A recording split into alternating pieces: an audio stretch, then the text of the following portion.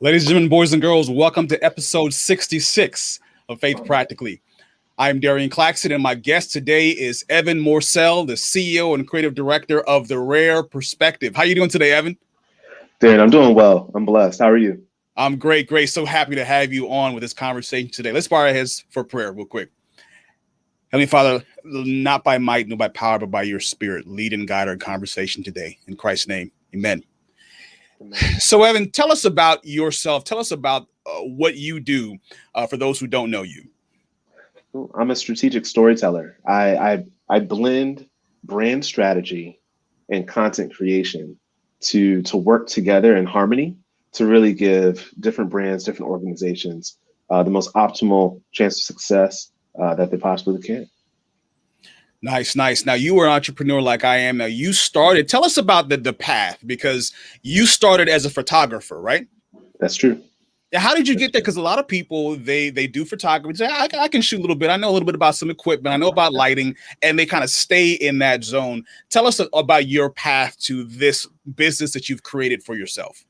You know, God stretched me. I started off as a photographer. I took AP photography in high school, and really, I didn't enjoy it at all. I thought it was kind of a boring process. Who knows? Who knows what happened during that time? But I took on a position at a startup church called Lighthouse, and I was the pianist. I was an elder. I was the photographer, and the pastor at the church saw my interest in photography, and he asked me if I would start the live stream ministry at the church because they wanted to expand what happened in the sanctuary beyond the four walls of the church. I guess he assumed that, you know, photography and filmmaking are synonymous, but really I learned quickly that there's a lot that differs between the two. But I latched on to filmmaking. What would happen is our demand for our services increased, and as we increased touch points with the community increased contact with us. So we started telling stories about, you know, the pay it forward initiatives and things that we would do for the fire departments, the police departments, the back to school events. And I'm taking my camera, and instead of just taking stills and capturing a moment in silence, I'm now adding audio, I'm adding sound design, I'm increasing the textures in the production so that people are feeling what's happening. And I'm seeing the impact that it has literally in this digital environment through the comments, through the engagement, through the shares, through the kickbacks that the church is getting through partnering with these organizations. And my mind is it's like wool was removed from my eyes. I was just blown away at how powerful filmmaking can be. But as I got deeper into the filmmaking section, I then realized that if we don't have a strategy behind these films, our ideas can honestly just be an expense to the church. Sure. Once we started complementing the films that we're producing with strategic developmental actions, you know, if we work in this organization, if we produce this type of launch campaign, then we can drive these types of results. And the proof was in the pudding. We saw the results, and I was sold on it myself. And now that's what I sell to others. But somewhere in that process, there was a point where, you know, my 9 to 5, it just wasn't working with my passion and my purpose. And I took that leap, had a very amazing mentor in Pierre Quinn, Miguel Starant, some of these phenomenal creatives, and they really helped guide me through that process. And I'm grateful for them every day because I get to do what I love for a living. Nice. Now, what were you doing? What was your 9 to 5 at that time? I was a cybersecurity analyst. Okay. Oh, nice. Yeah. Okay. So, yeah, a lot of people thought I was crazy for leaving a booming industry, which it is, but hey, I don't miss those 4 o'clock firewall alerts. You know? Oh man. And that's the thing about it. When you are an entrepreneur and you are in the secular space and you don't have faith behind it, you're looking at a leap of, you can't even call it a leap of faith. You're taking a chance. You don't know if it's going to work or not. You don't have any direction. There's no rhyme or reason. How would you say that God moved in that situation where you felt like you had some confirmations that it was time to leave this potentially lucrative field and move to this realm of the unknown? My wife and I, we prayed about it, of course, always starting with prayer.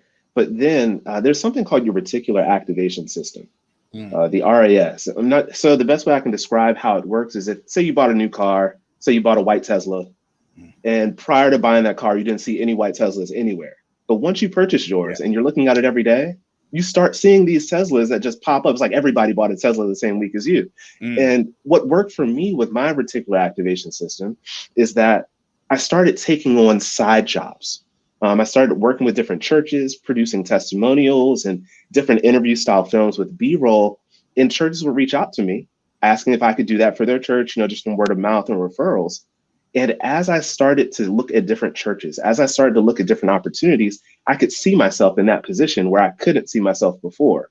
So for me, the confirmation came through changing my perspective of one of a scarcity mindset of, man, I have to replace this much income to an abundance mindset of, wow, if only I use my skills in this way, I could do this with this organization. I could produce a process film or an about us film or, something that provides increased awareness for a certain church or organization or whatever it may be. And it was just perspective shift. God literally opened my eyes to how it could work. Yeah, that's phenomenal. And a lot of people have a similar story. I have a similar story, 10 years ago when I left, and God has to be in the center of that. Otherwise, it's a shot in the dark. And for you, when it comes to brand strategy, when we had a conversation over a month ago, actually a couple months ago now, when we were doing a men's ministry program, you talked about this idea of pruning your brand and how this came straight from the Bible. So I really wanted to explore this. Normally we do our case studies near the end of the show, but I want to just describe to us what this concept of pruning your brand means, just in our everyday concept.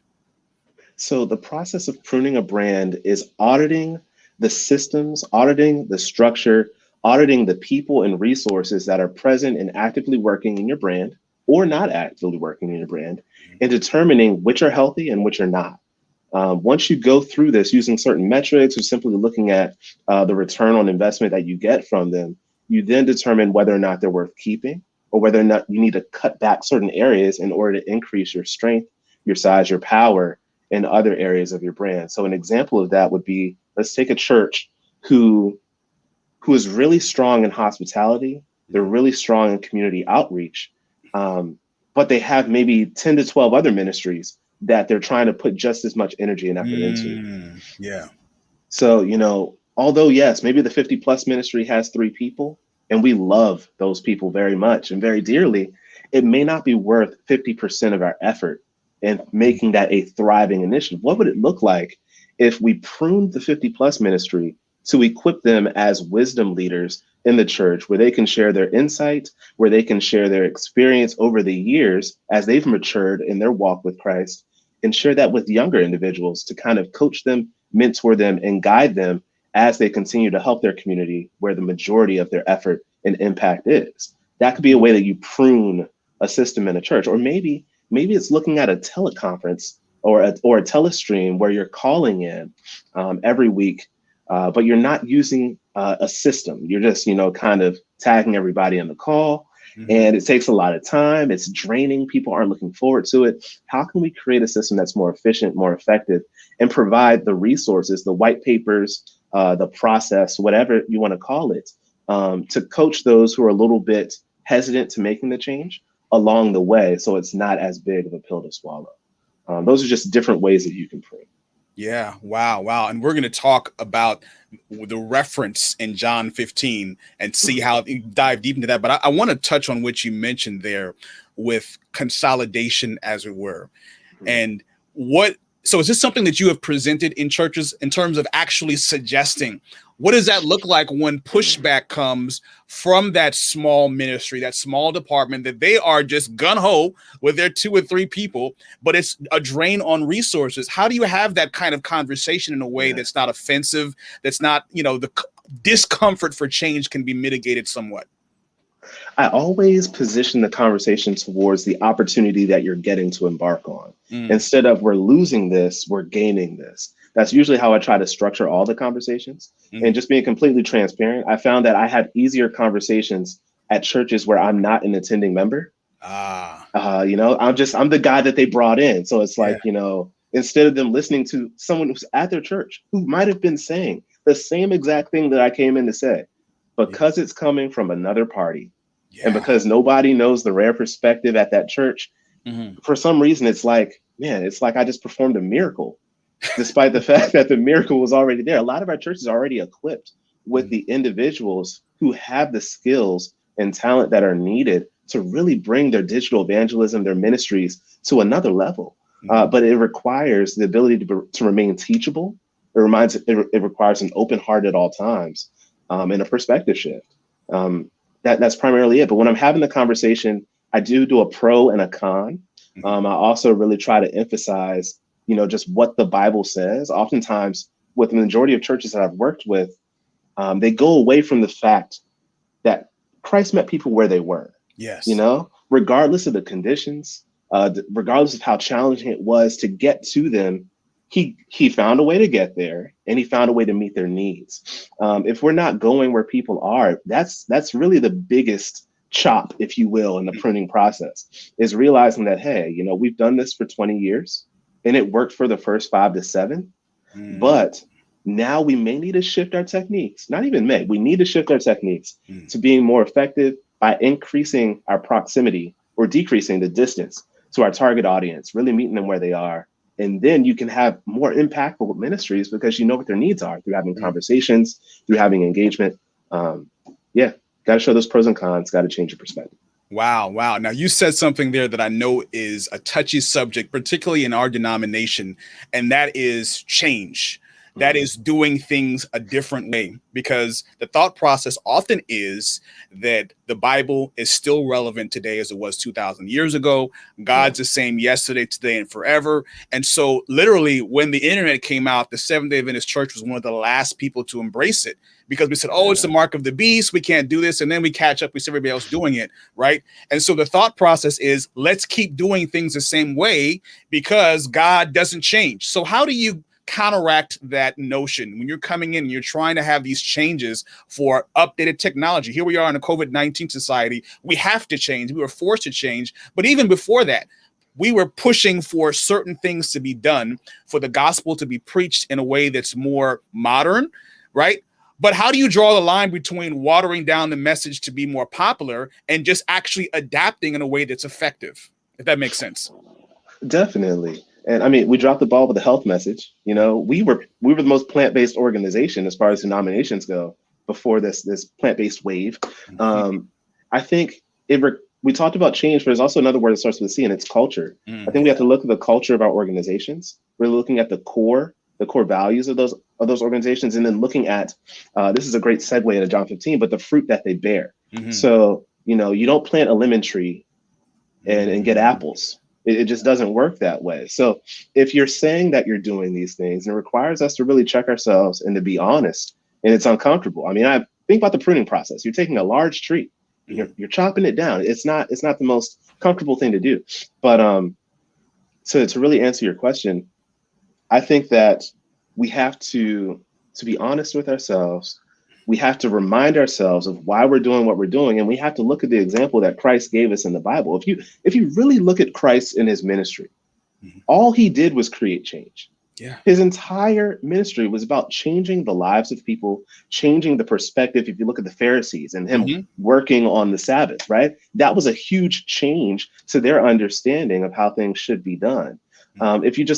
There's so many different things that occur. I mean, the woman at the well, he changed her perspective of thinking about, the lady thought that, he was talking about the water at the bottom of the well when he was talking about living water. It's changing the way that you look at things, changing the way that you approach situations. And if you can adopt a heart and a mindset of change and being adaptable, not just planting deep roots into certain places and having, all these anchors that hold you down, you have to be able to be fluent and to be able to adjust quickly, because your target audience is always on the move. Definitely. And I want to get into John 15. Before I do that, though, you are adapting in your business. You're buying new equipment, you're changing strategies, you're realizing your target audience, as you mentioned, is changing on a regular basis.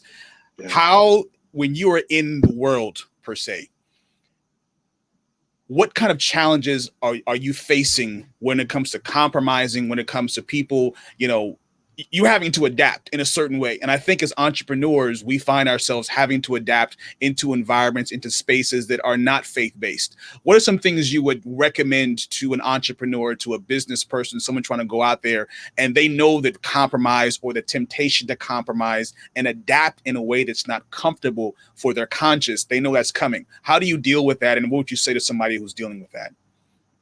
So I think the compromise, you have to look at it as whether or not it's fact or fiction in regards to the core of your culture. Mm. If what you're doing is altering the identity of your brand, then maybe it's worth, challenging further.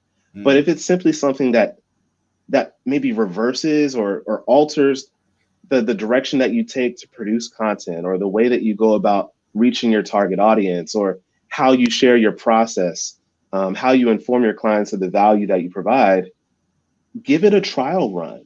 Nothing is permanent. The beauty of being adaptable is that you can always switch back, and don't make huge changes at one time. I never advise throwing out everything at once. That's where the audit comes in. Identify what's working well. And oftentimes with my businesses that I work with, we're looking at metrics, we're looking at bounce rates for websites, we're looking at engagement rates on content.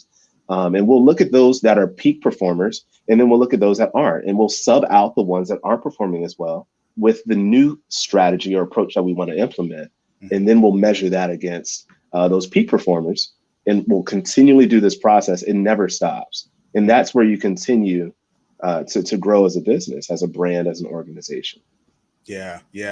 I think one of the problems that we find with pushing back on pruning, which was a Christ-based method, as we see, is if we can quantify it in dollars and cents, it's easier usually for us to pull the trigger. So like what I do when I'm working with Facebook ads and we're spending money on an ad and we see it's not performing, it's very easy to say, well, let's shut that off because we're not making money off of it. But in what you're doing, you're talking about engagements, you're talking about things that are more difficult to quantify. You know what I mean? So you're going into conversation, whether it's a church, whether it's a ministry, whether it's in a business, and you're making a suggestion on pruning something that you cannot show specifically is costing money. It's not working. It's probably not working. What are some ways that you can portray that decision or that option? You're talking about pros and cons. If it's not quantifiable, what are some other things you're looking at that can be convincing to a person who's making a decision that a pruning needs to take place, if that makes sense? Yeah. So, the whole purpose of shifting towards more of a digital ecosystem in regards to evangelism during a time like this is increasing your conversations with your community. By doing that in this hyper digital environment, you're able to get feedback. You're able to tell, you can look at the energy of the space and see how people are responding, even if there are no direct conversions. So if you look at buy-in, if you look at morale, and yes, you can't say, oh, our morale's a 7 out of 10 this week, right? But you can often, it all comes down to honesty. You can honestly look at an organization or a ministry and see the impact that it's having. And sometimes our biggest shifts are not always outward. They can be internal. If you realize that the energy of your church is thriving as a result of some of the shifts and changes that you're making, by no means would I ever suggest that you alter that. But in those areas where you can't quantify something, what I would recommend is that you do a sprint, right? So you come from a tech background, right? Yeah. Okay, so in the IT field, for those who aren't familiar, sprints are usually short durations of intense work where you have a very focused goal and you strive towards that goal with all of your time, energy, and effort. And at the end of that sprint, you revise what's happened. But throughout it, you're also looking at everything on a weekly basis to determine, are we still on task? Are we going off on a tangent? And I think that having conversations with the members who are involved, because in the sprint, you huddle up, you have the standing meeting at the beginning of every week, and you're asking people, hey, how's the web development going? Hey, are there any holes that we need to fix? What needs to be debugged? And you're getting this feedback immediately. So you're not going from like week 1 to week 8 and then hoping that everything worked out. You have these intervals in between. So I would check in with your members, check in with your team, your teammates, and ask them, just be honest. I mean, build a community, change the culture, build a family that you're working with, and just ask them to be honest with you. Is this working out for you? What do you think can be improved? That way, you're staying on task and you're keeping morale as high as possible. Does that answer your question? Yeah, definitely, definitely. And again, the line between business and ministry is difficult when you are talking about people in a church. Most of the people are not being paid for what they're doing. So you have your audiovisual team, they're not being paid. In many cases, you have your leaders who are expected to work without a salary versus in a business, everyone's being paid. So when many times when we approach church with a business mindset, we're trying to make decisions that make sound business sense. There is pushback for these very reasons. So when you're in the church setting and people are not being paid, in many cases, it's difficult to encourage people to put in the work, to put in the effort, right? Is it enough to just say, wow, what we're doing is furthering the gospel and I should just be here gun-ho about buying, investing money and buying equipment and doing all these things? How do you talk to someone where you're saying, hey, we're a small church, we're not making a lot of money. Is it even worth pursuing these strategies and paying for a consulting firm to come in and give us a rare perspective? How do you frame those conversations when you're trying to cross the line between business and ministry? All right. So here's the deal. I mean, I know that you want me to keep it real, and I will. Yes, sir. But a part of businesses, a big part of it, well, not a big part, hopefully not, but sometimes you have to fire folk. I'm being completely honest. Yeah. So here's the thing, right? Like direction is more important than planning, right? So I think that having a direction that the church is in one accord with, that they want to move towards, is the most important thing. That's where your buy-in, I found, to be the most important. So there's a church back home where I'm from in Calvert, Southern Maryland, Tri-County area. It's a mega church for a country area, if you will, but their entire purpose is simply to better the lives of their neighbors. So the entire church's ministry is to look left, look right, and see how they can help people who's directly around them. And once the church latched onto that, they went from about 300 members to 3,000 members in the course of 3 years. Wow. So because they were all on one accord, moving in the same direction, they had increased buy-in. They had more people who would reach out, who aren't even members of their church, who would volunteer because they've seen the fruit that's being bared from this ministry. John 15 again, So I would say having direction, having one goal, and having everyone come on one accord with that goal, easier said than done. But again, it goes back to pruning. You have to look at your church. You have to look at your resources available. Is it practical for a church with 20 members to have 20 ministries? Probably not. So, and as a result of doing that, the members who want to be involved will be involved, and they'll probably be more impactful because they want to be there. It's a lot better to have one person who wants to do what they're doing than 3 people who are doing it because it just feels like, charity or something that they have to do. Yeah. So that's my suggestion, is to really let those folks who don't really want to be there go. I mean, if it's not mission critical, it may be great for them to have a vacation. I love it. I love it. And those are tough conversations to have, particularly with that person's been in that mission, that ministry for 10, 15, 20 years, and it's not been doing very well. And you have to be the young person who comes in and tells this saged veteran, so to speak, maybe we should let somebody else give a try, or maybe we should shut down this ministry altogether and merge it with something else. Let's go ahead and get into John 15. We've teased it enough. Go ahead. Can we say this for a second? Yes, sir. Go ahead. So I'm doing a lawn renovation, and I'm making a YouTube series. I released this on September 12th called Renovating Your Brand, Renovating Your Lawn. And what I found, I did a little test plot. I had one weed that was in a small area of my lawn. And as I cut that weed, not knowing it was there because it was kind of dormant a little bit, the weed, the seed head ended up spreading throughout that entire section of my lawn. So it was only one weed that ended up taking over an entire section.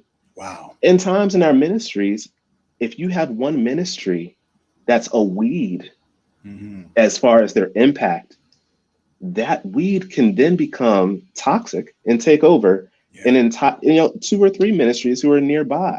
So it's really important that you get rid of those areas and prune those areas that are not healthy for the brand or church that you're serving. Yeah. And those are uncomfortable conversations, to be able to evaluate the toxicity of a ministry and the effect it has on others, because people in that toxic ministry might argue, yeah, we're doing just fine. What we're doing is winning souls. Even it's only two people who are showing up, they're saying this is doing so well, but it's pushing other people away. And having those conversations can be very difficult. Now, John 15, now I'm not sure how far you want to read. I want to read the first couple verses of this where Christ is speaking about the true vine. That's where we are, right?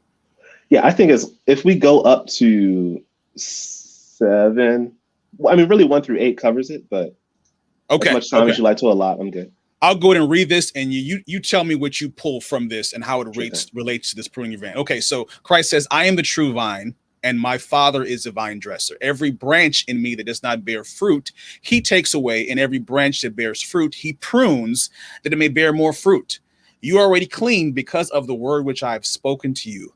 Abide in me, and I in you, as the branch cannot bear fruit of itself unless it abides in the vine, neither can you unless you abide in me. Christ says, I am the vine, you are the branches. He who abides in me and I in him bears much fruit. For without me, you can do nothing. If anyone does not abide in me, he is cast out as a branch and is withered, and they gather them and throw them into the fire, and they are burned. But if you abide in me and my words abide in you, you will ask what you desire, and it shall be done for you. By this, my Father is glorified, that you bear much fruit, so you will be my disciples. So just kind of break down the what you pull from this and how it's helped this concept that you are pushing of pruning your brand. Okay, so I always get filled up when I read this section. There was a gentleman who was a deacon at the church where I found my calling. His name was Deacon Brown. And he told me, he always said, I'd rather see a sermon than to hear one any day. So the things that stand out is the fact that bearing fruit is a very visible process. There's no second guessing whether or not fruit is or isn't on a tree, you know? So for me, the things that stood out was the first verse. I mean, right off the cuff, I am the true vine and my Father is the gardener. You see a relationship there between father and son. You see that the vine is connected. There's the connectivity. Everything is, if you will, on one accord. And the second verse, this is where we start getting to the firing process, but he cuts off every branch in me that bears no fruit. So clearly, the ability to bear fruit is a direct sign or correlation between your effectiveness, your connection to the vine, which is the source, and whether or not you are, I mean, it sounds so business related, but effective.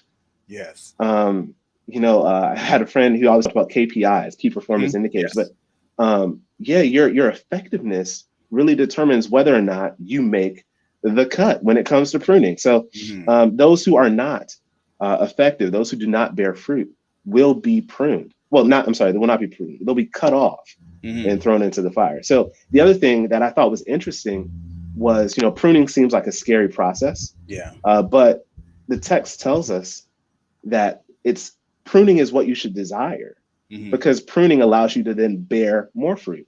And we can equate fruit to souls won for the kingdom.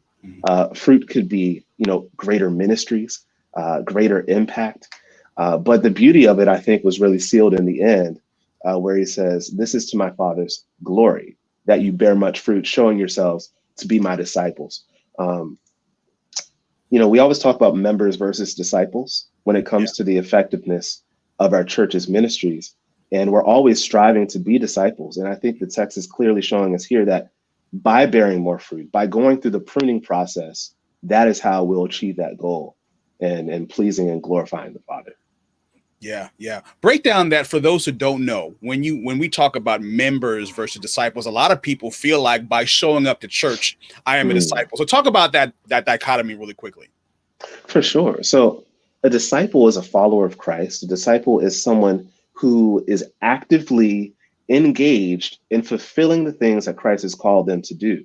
A disciple, from the text, shows us as someone who bears fruit. So, a member is someone who's simply present. You can have a vine, and then you can have, a lot of dead twigs and branches that are just there.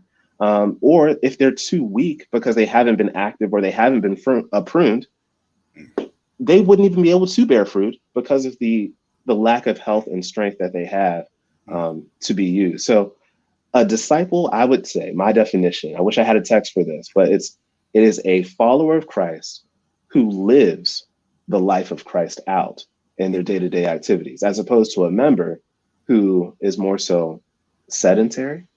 To make it simple, members are sedentary, disciples are active. Yeah, yeah. Membership to me is my name is on a roll.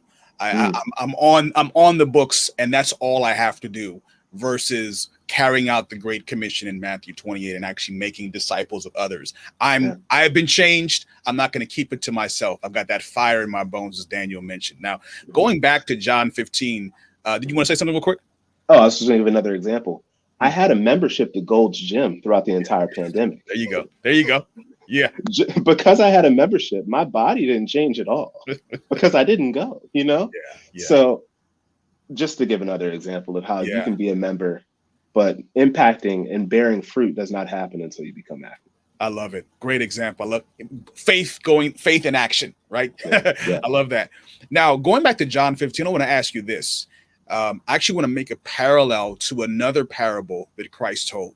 So in verse 2 of John 15, it says, any branch that bears fruit, he's pruning. And then later on, those that are not bearing the fruit and don't abide in him, they're cast and thrown into the fire and they're burned up.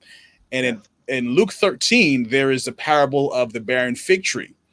And you have this keeper of the vineyard. He's like, yo, I've been coming here for 3 years. I'm not seeing any fruit whatsoever. And he wants to cut it down. And the guy's like, well, let's wait a year.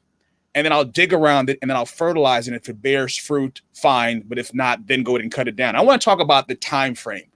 So when we're pruning, whether it's in your brand, how are you determining when it's time to pull the plug? When are we saying, particularly when we're not able to quantify the results, when do we say it's time to prune and this is not working? That's good. So I would say that, there's a season for pruning. You do not prune, or at least to my understanding from what I've been exposed to, most gardeners do not prune throughout the entire year. And also you're not going to prune during a time where growth is not optimal. Right. So I would say that the best time to prune would be during times where opportunity is abundant, where there's energy behind a movement.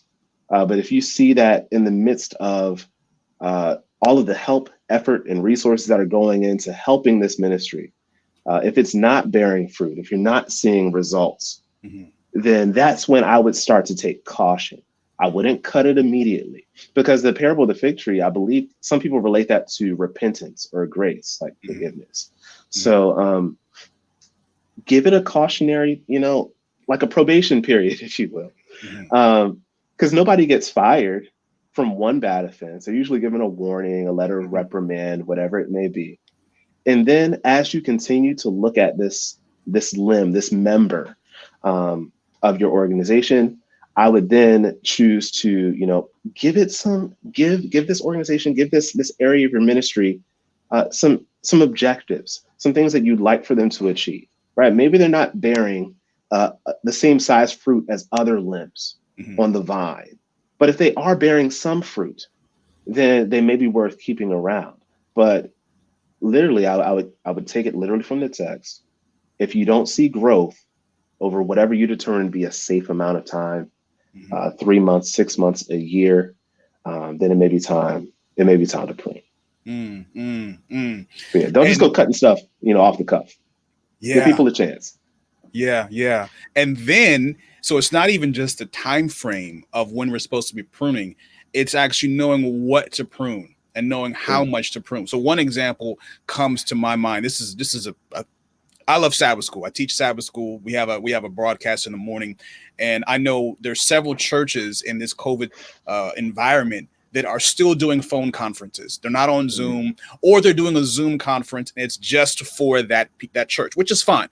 And let's say, they want to change that into an evangelistic tool, right? So with our broadcast, literally we have people from all over the world who are tuning in. And so we say, you know what? I want to try this. I want to try this. I'm going to get my equipment. I'm going to get my StreamYard or my Zoom, and I'm going to put that on Facebook and on YouTube. And the response isn't there. Right. So maybe they're getting 2 or 3 viewers versus back when they had the phone conference, they had 10, 15, 20 people. Now, those were all the people from the church and maybe the 60 and 70, the legacy crew, as it were. But they're looking at this and say, you know what, this doesn't work. I'm just forget the online ministry altogether. I'm going back to the phone. I'm going back to Zoom, just local in my church. How are you determining? What are you telling that person to say, you know what? Not only should you give it more time, but maybe pruning does not mean to shut down the operation altogether and go back to what you're doing before.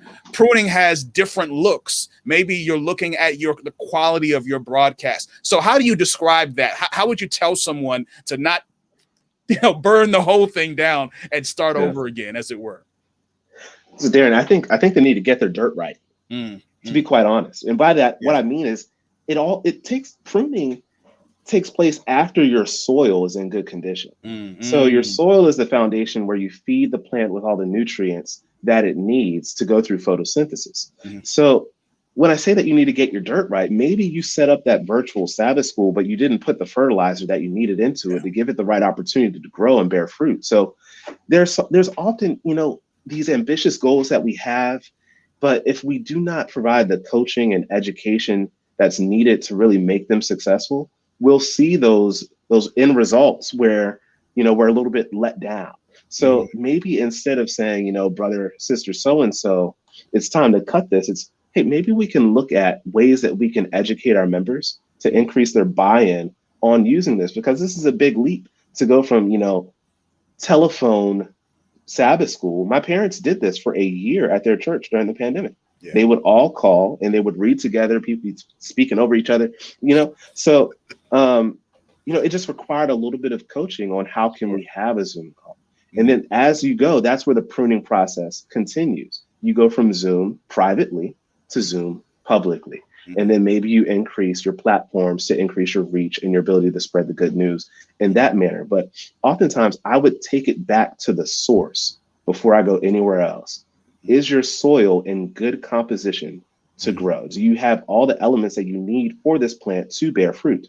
And that often looks like simply teaching people. That's all Christ did. He taught. Yeah. It can also just be, literally showing people the process. It's easier to show than to tell. And sometimes it's great to have a group of committed folk who are energized and ready to pump in a sprint of energy and focus towards getting those initiatives off the ground. When you're planting seeds, there's starter fertilizer, and then there's maintenance fertilizers. The starter fertilizer has a high phosphorus intake. And I know things are getting real chemistry related, but the phosphorus is what increases root growth. If your roots are dead, you're not going to bear fruit above ground because they don't have anything to feed them below ground. And so you have to make sure you get your dirt right. You have the right things in there to really encourage growth and to give yourself the best chance of success. That is fat. I don't mind the chemistry stuff by any stretch. If we got to Google, if you got to Google it, go ahead and Google it. But this is good stuff that you're giving us here. Let's talk about branding in the environment where people are afraid to put themselves out there. And you see this prevalent in faith-based ministries. We say, well, we should not be making a name for ourselves. We should be promoting God and not ourselves. So the idea of branding and having a logo and self-promotion is reprehensible to many people of faith, because they say that this is not congruent with what God wants us to do. We should just be talking about God and we shouldn't be on that. So what do you do when someone has this kind of mentality and you are tasked with trying to get them to the mindset that, yes, you can be branding, you can be expanding your reach in a way that they do in the secular world? What does that look like? Yeah. So Marty Neumeier wrote this book called The Brand Gap. It's phenomenal. It's a secular book, but it will impact every ministry in the church. And the key takeaway that I have from this book is that he defines a brand as the gut feeling that someone has towards an organization. So with your question, I think about, when people hear about the Adventist church specifically, what is their gut feeling towards our church. What is the brand of our church? And sometimes it's not always positive. Right. So in order to change that, in order for people to even have an opportunity for us to develop a relationship with them, to meet them where they are, we need to focus on developing a strong brand in order to even have a chance at performing or doing any type of ministry. But sorry, I got excited. Can you reiterate your question? So I was talking about just the fear or the apprehension in the faith environment to branding and self-promotion, as it were. Yeah. So when it comes to the fear, I think identifying the source of fear. Are you afraid because of imposter syndrome? Are you comparing yourself to other churches and you're really just not sure if you're going to measure up? Are you afraid because of what could go wrong as opposed to what could go right? Or is it just overwhelming because you're not exactly sure what you're doing and you need a coach or a mentor? But when it comes to depicting God in a way that is not accurate, Christ had a brand. Yes. He had his own brand. He was a walking, talking, living, breathing brand. And the gut feeling about Christ was that he was, at times, some people would define his brand as a miracle worker. Other people may define his brand as a rebel. Others may define his brand as a loving person. It all depends on your proximity to that brand that gives you your own personal definition of it. So as a church, if we want to really focus on being impactful, we have to, one, define our brand, what we'd like it to be, develop the core values around that, and then look at what can happen. If we want to reflect Christ-like attributes, the only way you can do that is by developing content, by developing resources, developing partnerships that are all built around your brand. And your brand is the core of your, well, I was about to say business, but your organization. Yes. So if you don't have a core, you're not going to be able to stand up for anything. You're not going to be able to have the strength that you need to really do ministry. And that's why the importance of having a brand is so relevant. Sure. I mean, when we have conversations in the business world, we look at things like market share. We do competitive analyses and things of that nature. But when it comes to ministry, we say, well, we're all on the same team, which we are. We're all on the same team. But I still, when I look at competitor analysis, I'm looking, if I'm trying to start a brand or I have a brand that I'm trying to prune within a faith space, I may look at one that's successful. I may look at something that you're doing or some this church is doing. And I say, you know what can I emulate? Not because I'm jealous of them or envious of them or want to put them out of business per se. I'm saying what they're doing is working. So I want to duplicate that. What are some challenges, though, when it comes to trying to get into a space? For example, I mean, if anyone's seen your stuff, I mean, you've got big time equipment, you've got all kind of things that are going on, and someone might be intimidated and says, yes, I know the competition, they've got these fancy cameras and fancy lighting. I can't do any of that. So instead of pruning a brand, they just say, you know what, I'm not even going to start whatsoever because I'm so intimidated. What are some ways that someone can get started building a brand, regardless if it's faith-based or not? But they're trying to come into it and they're looking at the space around them and they're saying, I don't fit here. The entry level is too difficult. How do you advise them with that? Man, everything that I have, I don't necessarily need. I mean, I only need it because of efficiency and convenience, but I could work without it. For example, I have two cameras, right? I could film something with one camera. The very first camera that I ever had is on that shelf back there. And it's a Nikon D3200. That camera would be laughed at today if somebody were thinking about using it. But believe it or not, that little $500 Nikon camera is what gave me the energy. It's what developed my roots to do what I'm doing now. So what I would say is I would identify the absolute staples that are required for a brand. To give an example, if your church wants to begin live streaming, you need a camera or a camera and a lens. And you need an audio source that you can feed into a streaming solution. You don't need multiple angles, right? There's only one person speaking usually during a sermon. I mean, you don't have to have exotic lighting. Just open up. If you have enough ambient light, you can work around that as you continue to build. And the beauty of this is as you're building, you're also increasing buy-in and people will actually want to invest. You'll be surprised with how many streaming services receive funding from their followers who are just, their loyal 1,000. They will give you money to increase your production. So I would say to identify the staples that are required to get started. and then fill in with those elements that provide convenience and increase production quality as you build. But if you're just starting out, that would honestly be, depending on your experience level, it could be more overwhelming to try to figure out how to use all these new tools and techniques and to learn how to, implement all this into your process because there's just information overload. So for me, I think I would always recommend just starting with the bare minimum of what you need and building from there. Yeah, there's that expression. I think it goes like perfection is the enemy of the good, where it's like I've got to get everything perfect or I'm not even going to start. So I've got to have several cameras that zoom in and then they pan and they sweep, and I've got the 1080, like all of those things. I was like, you know what? Until I can get that, I'm not going to start. And of course, those things cost money. How are you going to raise money until what you're showing, what you're telling us is if you get started, people see it, there's some buying that comes into the equation. And then people say, you know what, let's improve. And you can see a progression. I should be able to look back to our services a year ago, 2 years ago, 5 years ago, look at my brand 5 years ago and see some progression. And if I haven't, then that's a problem, right? That's true. Yeah, you should call me. But so the beauty of that is that with that progression, less is more, right? Quality over quantity. I'm not saying to start off and just buy the cheapest stuff. Right. Buy the best equipment that you can afford and then scale from there.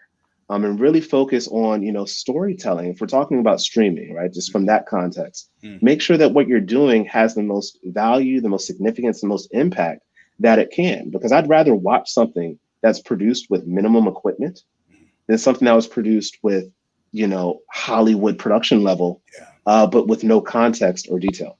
So, yeah, it's a great time to focus on really diving deep as opposed to wide. Yeah, when I do research on ads that perform well, some of these ads, they've got the grainy camera, someone's holding it like this, but they're telling a compelling story. They're hitting pain points. And I want to talk about, storytelling is something that you are very, that makes your brand what it is.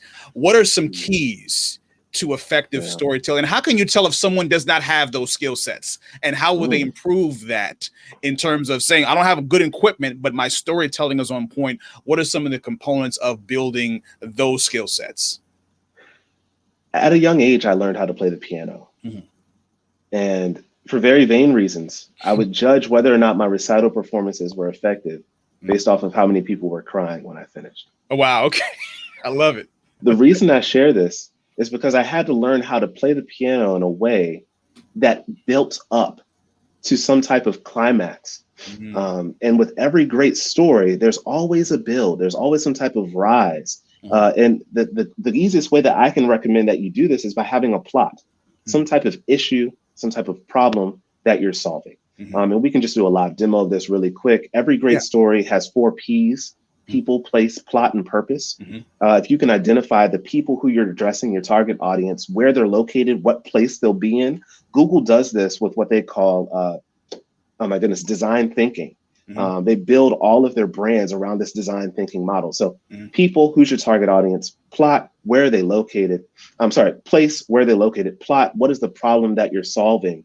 And purpose, what does it look like for you to implement the solution? So let's say that we have a community that's in a low SE. Everybody picks low SES. That's not fair. Let's say that we're in a space where students do not have the resources that they need to remain on the academic climb that they were on before the pandemic. Maybe you can tell a story where you have educators who are not burnt out somehow at your church who are willing to have grow groups in a socially distant space during the summer as a VBS program or whatever you desire to really help shrink the gap that may have happened over the past academic year. You could tell a story in 60 seconds or less, and it could sound like this.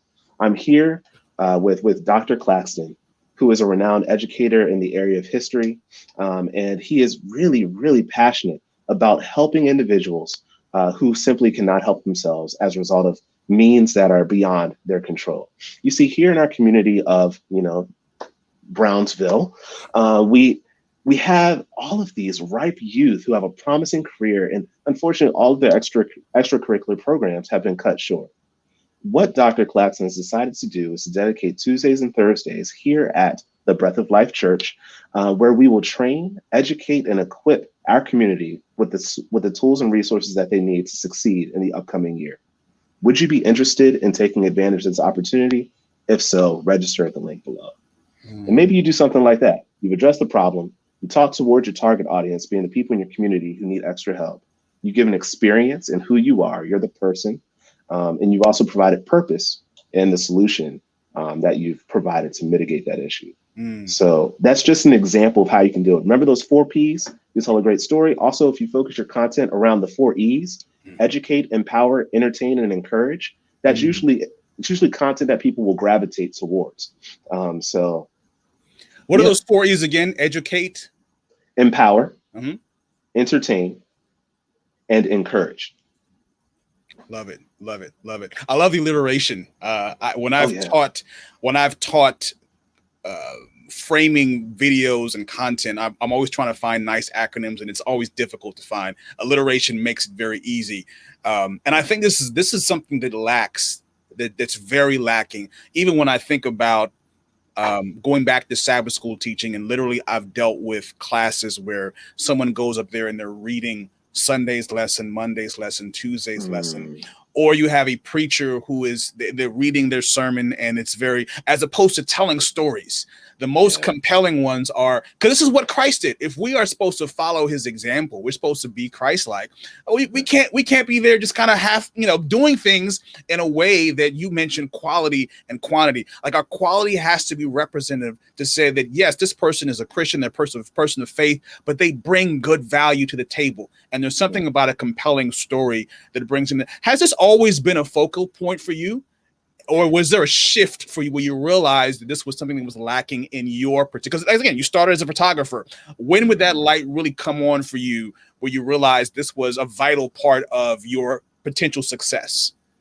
I think with photography, I noticed the shift happened when I started taking more candid images, when I could see people being organically who they are, genuinely who they are, that natural facial expression that you'll never get in a staged headshot or photo. That's when I was like, I'm only taking candid shots from now on, even in a photo shoot.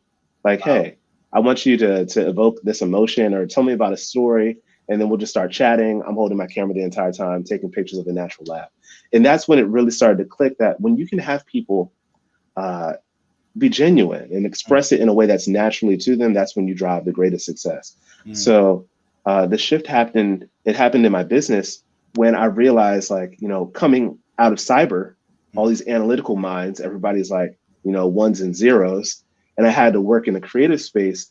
It was a big shift for me because I'm telling people, this is what I need you to do, essentially just do it. But there are a lot more emotions that are involved in this. There's a relationship, there's rapport that needs to be developed. So by having individuals tell stories that are true to who they are, it increases the element of branding that we know as the know, like, and trust factor, that KLT. People love talking about themselves. So that's how you can literally have people increase the awareness for what they know, who they are. I did this with a Black to Business series. I quickly found out how much individuals like to just talk about their success and how they can help others. And doing that in an organic way where they're telling stories as opposed to stating facts, they become more likable. They're more amiable because you can naturally see where their personality gravitates towards. And you can often trust them as a result of that because they don't look like they're performing anyway. So I would say this happened early, and I'm grateful that it did. And I recommend that everybody implements it. Do you find it difficult getting people? Because obviously I know that you help organizations, you train them.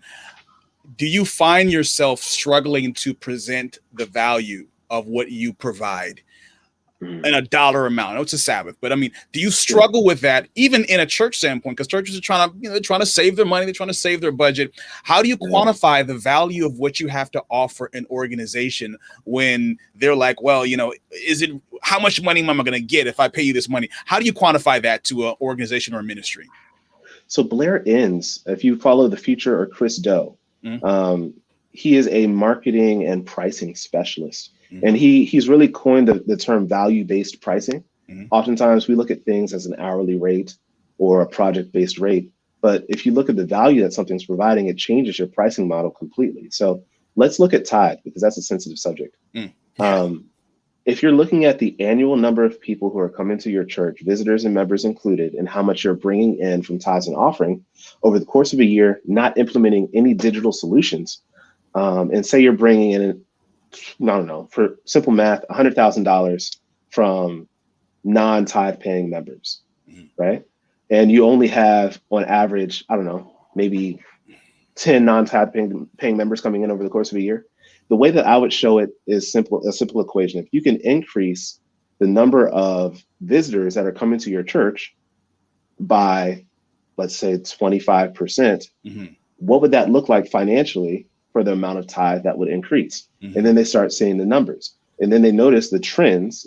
But see, that's where analytics comes into play. And it's so important. If you can't track it, you can't build it. So, yeah, if you can show them, hey, as opposed to doing this over the past 10 years where we've gotten the same result on average, if we simply invested a quarter of whatever their budget is, oftentimes people have the budget that they propose is not the budget they actually have because they're just testing you out. Yeah. But say you put $5,000 into your digital evangelism for a quarter, and they see a net yield on that of 50% of new visiting members, and tithe is increased, maybe 300%.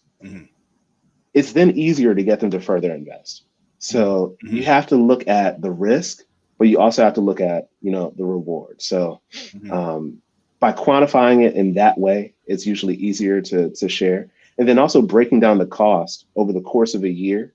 If you're passing out tracts, right? And tracts are costing you, I don't know how much money a tract costs.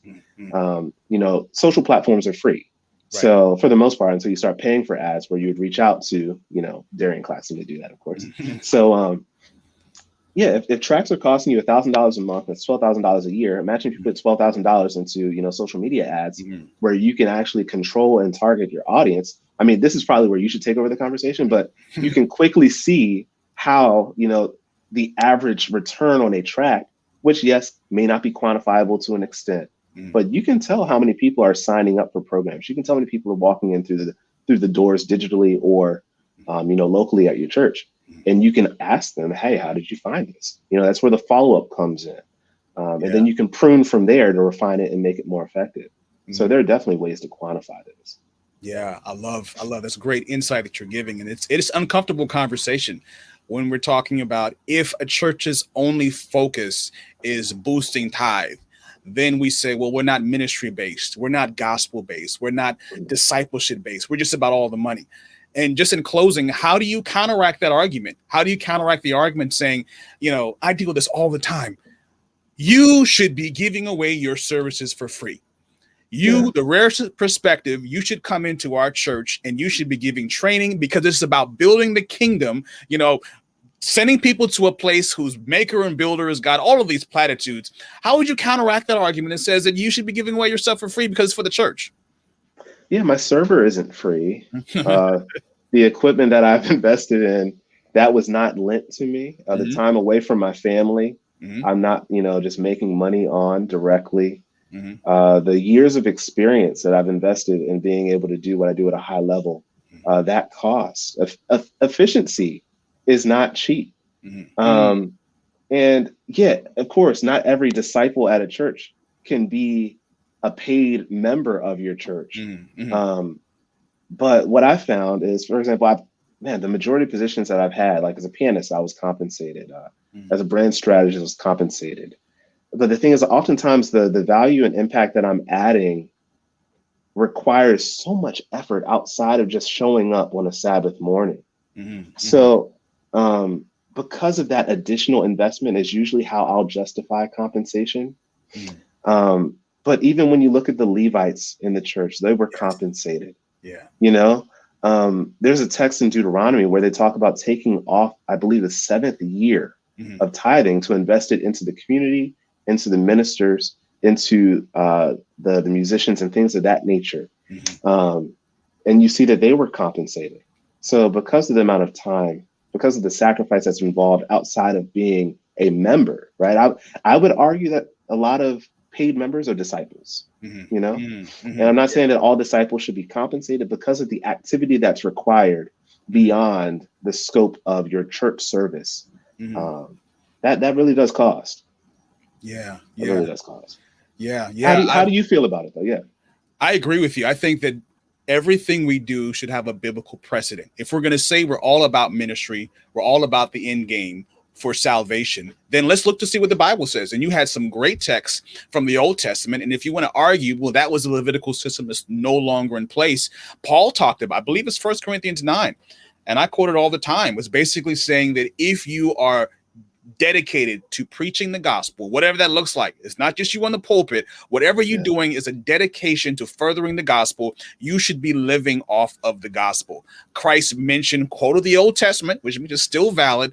A prophet is worthy of their wages. A worker is worthy of their wages. The disciples didn't get a salary, but people provided for them. Wherever they went, they had their food, they had their supplies taken care of. So this notion that we should be giving ourselves away, I always talk about the janitor or the painter or the roofer for the church. We wouldn't ask them to do that for free. You and I are both musicians. And unfortunately, we've seen over the years, or fortunately, we've seen a shift. When I was playing over 20 years ago, I had to play for free in my church, but I can go to another church and they would pay me money. I think you mentioned earlier how if you're not a member of the church, your value is your perceived value is higher, right? And I think we're starting to shift in that regard. But again, there's certain professions we have no issue in the ministry in a church setting paying for it. But others were like, oh, no, you should give away for free. And that's a difficult conversation. It is. Yeah. Yeah. Man, I wish we could continue this conversation. So much value, so much knowledge that you dropped. Where can people find your stuff? Where can people find your content? Where can they connect with you to see your upcoming series? So I'm currently renovating my own brand, which is kind of like the whole, not the joke, but the beauty of it is I'm using my brand as an example in addition to a partner. So you can go to my website, but the most effective way to reach out to me is through Instagram. It's just my name, Evan Morsell, which is also in the lower third. And then I have a Calendly link for consultation. So I can send that to you in the chat if you'd like. And that's where anyone can reach out to me to discuss strategy for their organization. And that's the easiest way to contact me. And of course, my website as well. What's your website? Evan@theredperspective.com. Okay.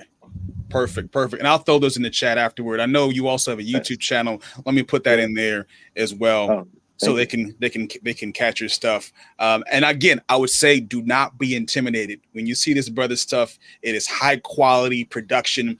You don't have to start there. If you feel like you're called to do ministry, to do something that requires you being in front of a camera, you don't have to be on that level. Or you don't have to wait till you get to that level. Start small, but reach out to Evan. Reach out to people who are doing this, and don't be afraid to invest. Anything that is worth something is going to require some kind of sacrifice, whether it's time, whether it's effort, whether it's money. In most cases, it's going to be all three of them. I always quote, I don't know if you remember that story, and people are tired of hearing me say it. There was the incident where David numbered the people. He numbered his people, and there was a punishment levied against them where the prophet Gad comes to David and saying, hey, you got to pick one of these three consequences, and literally thousands of people are dying. And to atone for that, David basically asks someone, he wants to pay for a sacrifice, right? He wants to pay for the sacrifice from this brother named Ornan, and Ornan's trying to give it to him for free.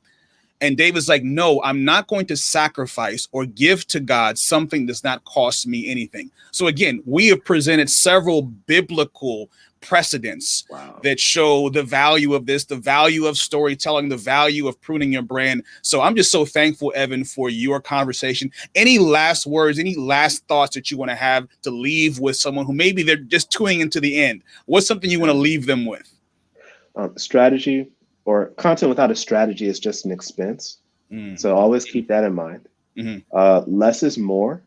We're looking now on digital fronts where I'm creating a lot of YouTube shorts for clients. So remaining explain shorts to those who don't know what that is. So YouTube is of course a great place for long form content, but also they're permeating into that Instagram space where you share a video that's less than 60 seconds. It's often placed higher in the quote unquote algorithm for clients. where you're literally just asking someone for 60 seconds or less of their time to share just the point, just the point that you want to make. It's a great way of getting quick buy-in from your expanding target audience, because they can get a quick glimpse of who you are, what you're about, what value you add.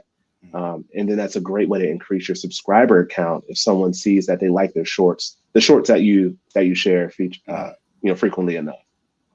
Yeah. And that's why TikTok is so popular. These short videos, you're able to build a brand. So don't think you have to produce a whole film, to garner to start building your brand. You can definitely start small. Thank you so much, Evan, for checking in with us. Can you close us out with prayer, please? Definitely. And before I pray, I just wanted to say thank you, Darian, for having me on and creating this space for all of us to grow. Yes. It definitely means a lot. Here we go. Father, we thank you so much for giving us the opportunity to talk about building ministry, building brands, digital evangelism, literally spreading the gospel to all nations. Although we have a lot of challenges now, we also have a lot of opportunities to do good, opportunities to train and teach, allow us to remain teachable, allow us to remain flexible, allow us to refine the areas in our ministries that may not be as effective so that we can have greater growth overall. Give us direction, give us clarity, allow us to continue to be light and salt. Please bless Brother Claxton and the ministry that he's created. Please touch his family. Please allow them at the end of this year, at the end of this week, at the end of this month, to not even be able to imagine the growth that they will encounter. We ask all of these things in your son's precious name. Amen. Amen. Thank you so much for tuning in, for watching. Thank you, Eden, for showing up. Catch us next week.